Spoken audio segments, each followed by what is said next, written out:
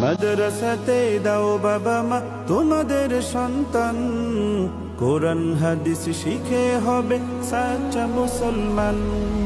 মাদ্রাসাতে দাও বাবা মা তোমাদের সন্তান, কোরআন হাদিস শিখে হবে সাচ্চা মুসলমান। ঈমান ও আমলে হবে মুমিন মুসলমান, কোরআন হাদিস শিখে হবে সাচ্চা মুসলমান। কোরআন হাদিস শিখে হবে সাচ্চা মুসলমান।